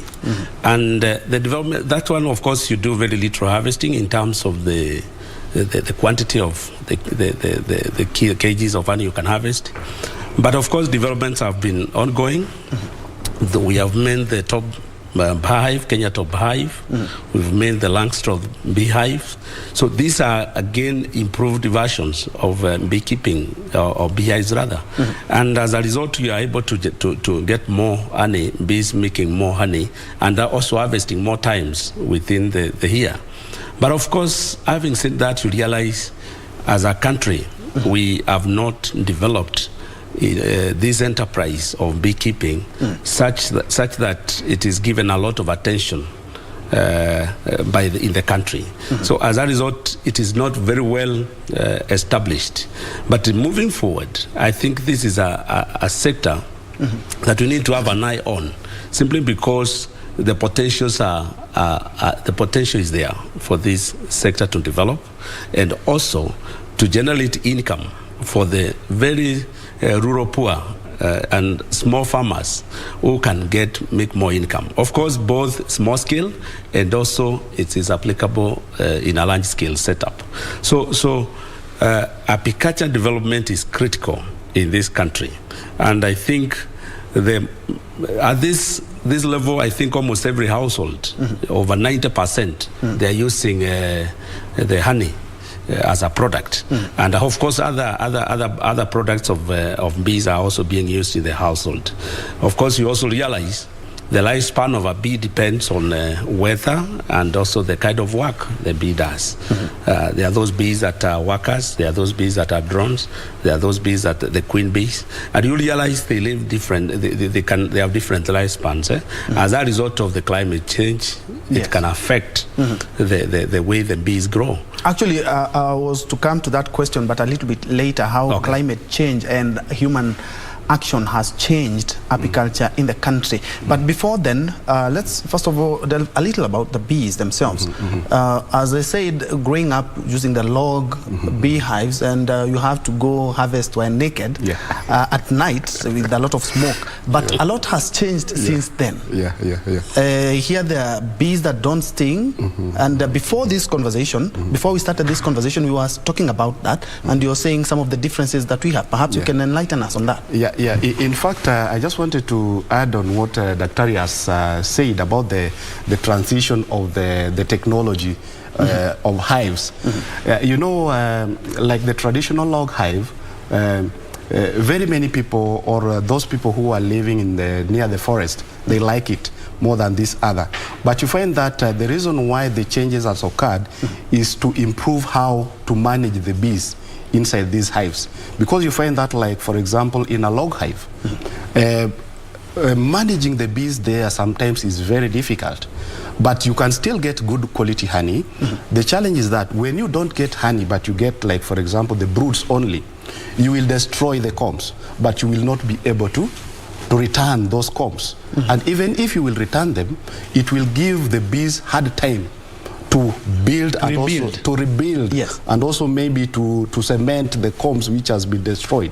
And that is the reason why the transition has been going on. Like, for example, the top bar hive, whereby a beekeeper can be able to remove a top bar, then return it when it is not ready, when the honey is not ready, so that you don't destroy that. Then we also have now the Langstroth hive and other modern, the framed hives. So in the framed hive, you find that when a beekeeper extracts the honey, they will not destroy the combs as opposed to the top bar hives. So in the top bar hives, when you remove the honey, you will destroy the whole comb. So giving the bee another time, a longer time to construct the comb. So those are the transitions that has occurred, so that the beekeeper has that easy time to manipulate the bees and also to handle the bees. Now, when we come to the bees now, the bees, I say that we have those ones that has got sting and those ones that has got no sting. The ones that has got sting, we call them Apis mellifera. The other one, we call them Melipona. They are all bees, and they all produce honey. The same quality? Not the same quality. Now, like, for example, the stingless, Apis mellifera, they produce a lot. Like, for example, 10 kilos and above. The stingers one? No, yeah, the ones which are stinging. Yes. So for economic purposes, you can go for them even if they are stinging. So if you come to the stingless one, they may be at most 1 kg. They are not they don't produce a lot. And they're the same, we share the name African bees. They seem to be no. They're called Meliponas. Yeah, so they're still African bees. They are still bees, but they don't sting. They don't have the stinger. Yes, but they don't have the same quality honey as the other ones. Not really the same quality, but you see, what I said is that the flowers the stingless bees are visiting, they are more than the ones which are being visited by the Apis mellifera because of the size. So, you know, the ones which are got the sting, they are limited to some species of plants which they cannot access. But these other ones, they can access several. And also you will find that even in the stingless bees, they have also different sizes, whereby there are also the bigger ones that cannot access the smaller, the smaller flowers. So it will also depend on the species. And this is the reason why we say that beekeeping is both an art and science. So this science is now what will now give us the several species we are having in this type of bees. Yes, Doc, you had talked about, of course, the bees have a huge role to play in the ecosystem. I remember years back, beekeeping was more associated with dry regions in the country, like Baringo, the Kamba region, the Lower Eastern. But now, as a commercial, it's quite a viable option of business, how has human activity affected the bees? And also after that, of course, if affecting the bees, is also affecting the climate as we know it. Sure, thank you very much. Indeed, bees, they live across the ecological zones. They can do well within the dry areas in terms of arid and semi-arid areas, as well as the highlands, the humid areas. And that's why you see they cut across. There are those who are the bees you find in the dry areas in Kambani, in Tharaka, and other regions, Baringo, and all that. We will also find other bees in the mountain areas like Mount Kenya, within the cold regions. The cold regions. You'll find bees doing well also. Now, the difference arises in terms of the flora, the kind of vegetation that are growing in these areas. And this vegetation, because bee generally as a pollinator, they will pollinate all kinds of plants, both the trees, the shrubs, and also the herbs and the fox, so, and even grasses. So you find the pollination takes across all the plants. So basically, bees will have a role to play, critical role to play in pollination, and this pollination obviously affects the growth of the plant, and also the breeding of the plant and the production itself. So that is why we have to protect and ensure that we have bees. Now, coming to the question you have asked directly on human activities and the climate change, the fact of the matter is, humans, in the course of development and the population increase, people have devised various methods of their survival. Among them is where you find a lot of deforestation has taken place. There is a lot of changes in what we are calling land use change.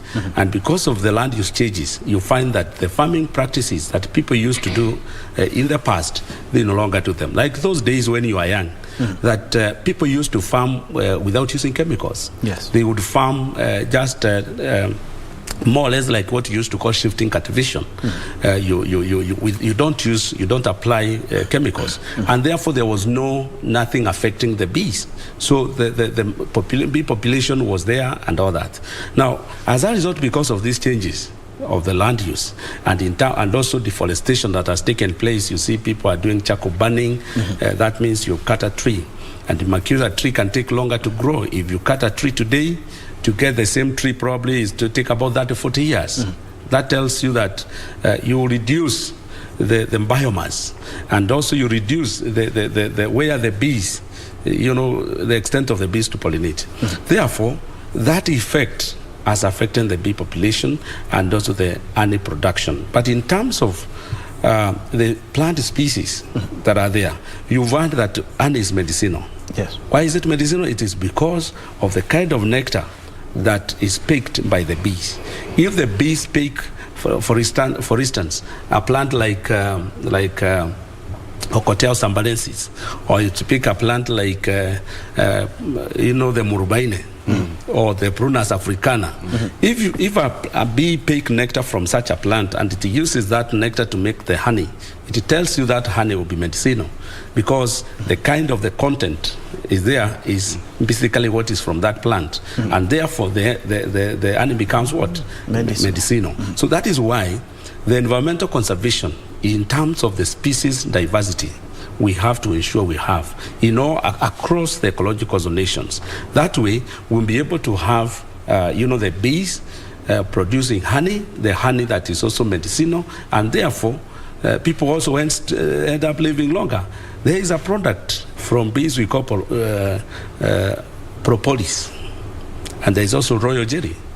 These are very critical, products from bees, which they are highly medicinal. They are actually solutions to most of the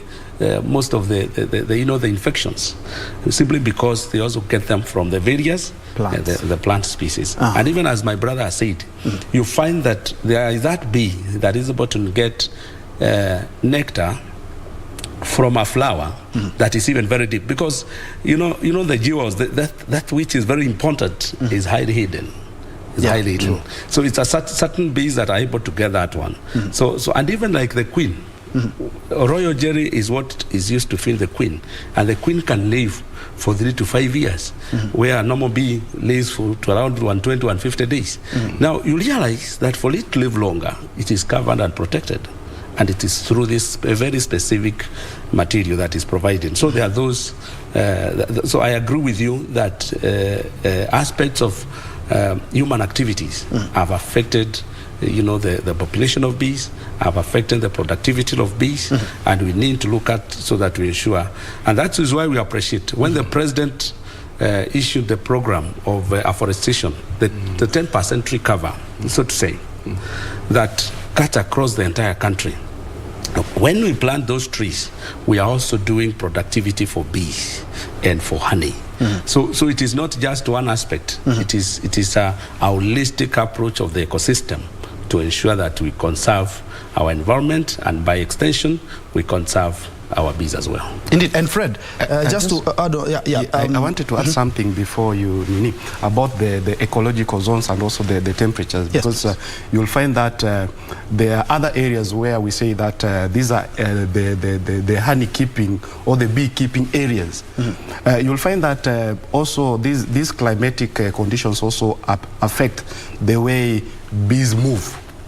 You'll find that those areas where there is a lot of humidity, it interferes with the movement of bees. So you'll find that they don't move a lot, as opposed to areas where the temperatures are okay. So that is the reason why you find that other areas the bees like most than the other areas. And also you'll find that as human beings, there is also that thing we call fear. And very many people have that bee phobia. But you will find that there are those people who don't fear. Like even the Maasais, they live with the lions. But you will find that there are all those guys who cannot live, even seeing a lion, they will run. Yes. So there are also those people, maybe cultures whereby they can live together with the bees, with the wild animals. And this bee issue, it is something that can be inculcated into bees. We can also remove that fear from the bees so that we get that important thing from the bees for our own benefit. So, yes. Okay, and my question was in relation to what he said. What is actually the contribution of apiculture in the country, both economically and also to boost the big four? Of course, food security is one of the big four agenda. Yes. In fact, beekeeping has really contributed a lot. Because when we talk about the issue, like, for example, job creation, for example, beekeeping has employed very many people, including youths and women. Because you find, like, for example, when somebody would like to start a beekeeping project, the thing they will think about is the beehives. Where are the beehives coming from? The artisans, they have to make the beehives so that this beekeeper can buy. When that beekeeper is buying a hive, any particular hive, that person will be getting some income. So a job will have been created. When a beekeeper has produced honey and other products, there are those people who will want to trade in these products. So even the traders will come to buy some honey from the beekeeper to go and sell at a profit. So processing industry will also, the processing bee products will also contribute to job creation to both youths and women, and also even men. The transportation sector. When you want to transport bee products from one place to the other, you will have to pay something. So job creation is there. What about nutrition, food security and nutrition? Bee products, honey, pollen, propolis, all of them, they are source of food. Just like Daktari has said, bees go from one plant to the other, collecting nectar and pollen. These are plant origins, which are food and also medicinal. So you will find that beekeeping has contributed a lot. And also the issue of pollination, which is the biggest. When bees are visiting flowers from one flower to the other, or crops, you will find that productivity of those crops will increase, and therefore food security will have been met. Meaning beekeeping contributes a lot in terms of even the Big Four agenda we have. Yes. And Doc, perhaps to pick it where Fred has left, Kenya being, you've talked about the humidity and the temperatures. Kenya being a sub-Saharan country has very good temperature for beekeeping, and the demand for honey in Kenya is so high, but the production is still quite low. Why is this? Yeah, thank you very much. I think Kenya is a favored country in terms of climatic conditions. Where it is located, the equator passes along, cuts between the country, and that is to say we have within the tropics. And therefore, you can have the experiences of both summer and winter, even at the same time in this country. There are some areas which are winter, while others are in summer. Yeah. Now, that is to say that we can maintain the productivity of bees in our country. And of course, even when you are talking about the bee movement, where the bees moves and the ability to move, of course, areas where temperatures are high, the bees will tend to move faster and longer distances as compared to cold areas. And our productivity has been low as a country. I can tell you, if we are able to focus on it, I think it's because there has not been a very keen focus in terms of promotion of beekeeping as a value chain in the country. And I'm happy that now government has developed this.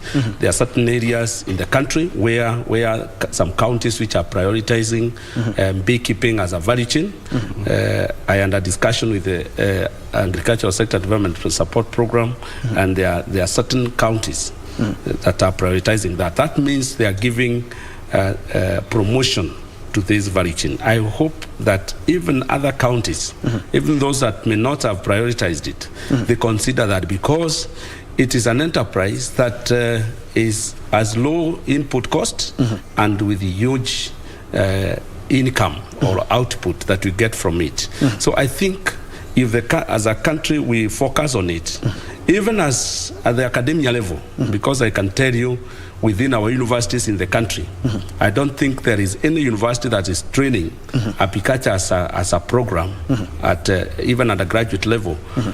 Probably when we are developing to masters and PhD, but at graduate level, which is the primary training that we require for this, there is very little being done at certificate and maybe some diploma level.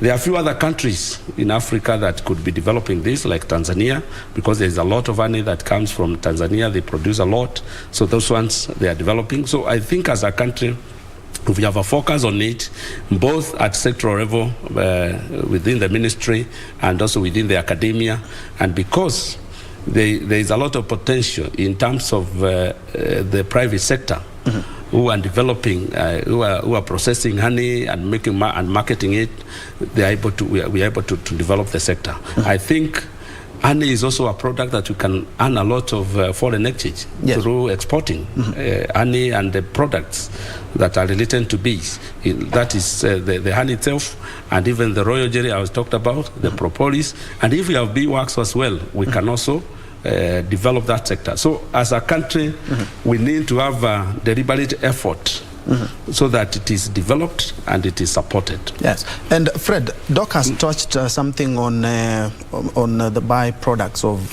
honey. What are some of the available value addition opportunities in Kenya? And another question, as we were having this discussion, some pictures were on our viewers' screens. How much would one beehive cost? And is it a viable option? 1, 2, 10, 20? Yeah, maybe if I start with the last one. Different artisans or manufacturers, they have done their cost-benefit analysis on how to sell their products. And maybe averagely, if I talk about the average prices of the beehives, like for example the Langstroth hive, an average price of around 5,500, it can even go up to 7,000 and above. You can also have Kenya Toba hive at between up from 4,500 to 5,000, even up to 6,000, depending on where the raw materials have been found. So I think the scales, economy of scales, is what will make it viable, because you find that when you want to start a beekeeping project, you can start with that with at least 20 beehives, then up to 1,000 or whichever number you want to start with, depending also the space you have. And now when we come to business opportunities in value addition, like for example, if you take for example honey. Honey can make very many things when you add value to other things, like for example cosmetics. When you come to cosmetics, like the facial creams, which whereby the honey can also make even the product to be used for facial creams, or the body creams to make the body soft. They can also be used for like the cough syrup. Yeah, you can also use like a product like beeswax to make even the milking salve for milking, the body cream, the lipstick, the Q-Tex, the polish. Very many products. And we have to import all these products. We have to import, but these are opportunities that has not been explored. And with the training and capacity building, and through the support with development partners and also the government, I think these are some of the opportunities that can be created, so that we can also create job opportunities to our youths and also our women and even our community members we have. Okay. Yeah. And I also wanted to contribute towards the issue you were talking about on the production. The production, you'll find that some of the challenges we are having is that, first of all, is data. Data is very, very big issue, because you find that maybe there are some other productions taking place, but it has not been reported. If it has not been reported, no action can be taken. So data is something that can also help us to even help our national government on decision making. Another thing is about the expertise. We have less expertise to ensure that how to manage, how to work with the bees, how to remove that bee phobia among our community members can be done. So if we train our experts, so that we can have many experts or more experts to help our farmers or our beekeepers to get that courage on how to make on how to handle the bees, I think we can also increase the production. Okay. And also the issue of environmental conservation is also very, very key, because without conserving the environment, we will be interfering with the nectar source for the bees, to ensure that the production is increased. Okay. Another thing is also about the pesticide use, how to use them well. I think that is also something that can also be the stakeholders can be brought on board, so that we can discuss on how to use the pesticides safely, so that even the bees and other pollinators cannot be killed. Okay. So those are the issues. Okay, Doc, your university, Chuka University, is holding a symposium from the 2nd to the 4th of February, and the theme is apiculture, the apicultural agenda in addressing climate change, food security, and job creation. Tell us why Chuka University has decided to host this kind of symposium, and what are some of the benefits, or what are some of the things that are going to be discussed in this 2-3 days workshop? Yeah, thank you. Chuka University is, of course, a public university that is chartered, located in Tharaka Nithi County, Chuka. And the focus, it has a niche area, orientation of environmental conservation. And as you may be aware, our Vice Chancellor is an animal scientist. Yes. And being an animal scientist is very passionate. Professor Joka, Erastus Joka, and very committed in agricultural development. Chuka University has an acreage of 623 acres of land. Part of it is a very vast area, in the raw area of Bikampangombe, that we refer to it as Kaireni Farm, 500 acres.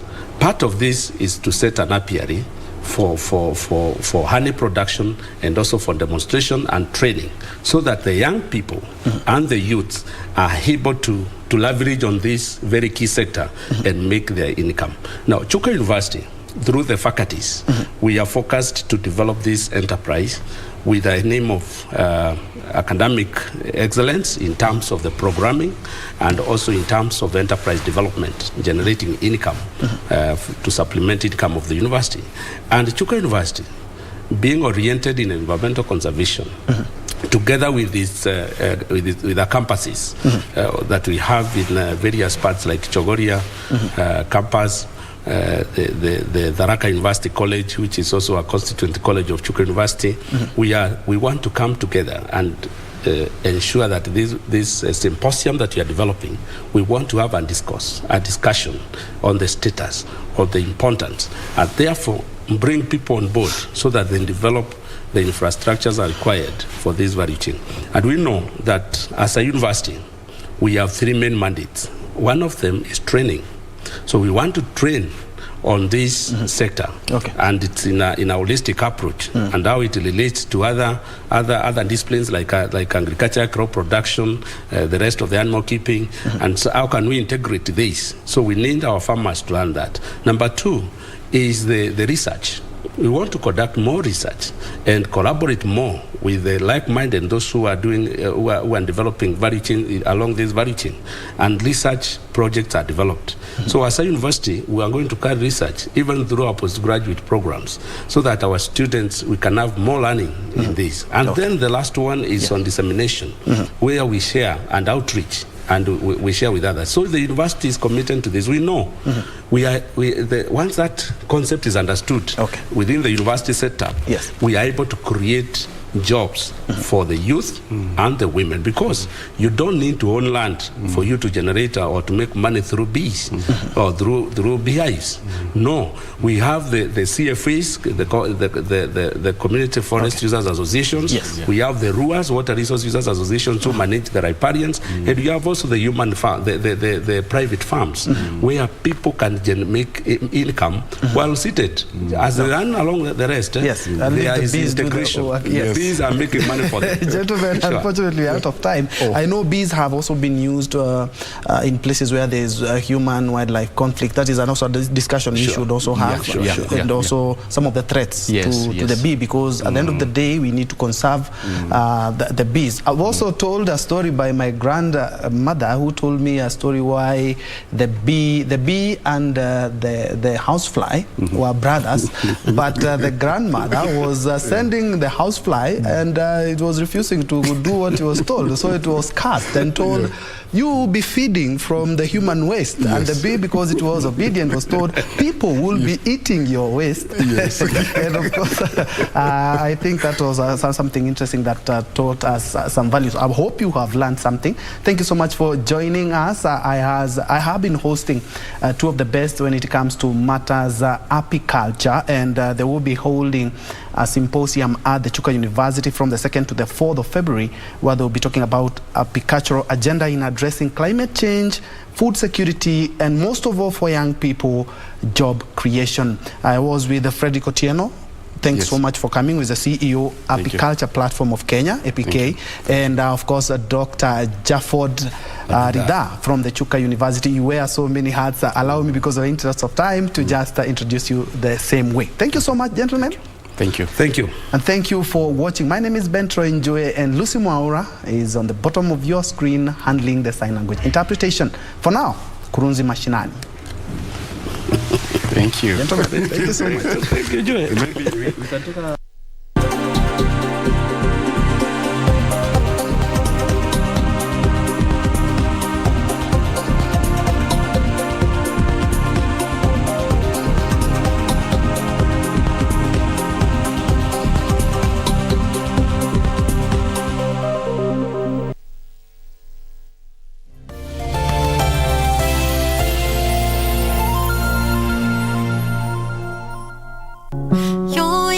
故事建筑。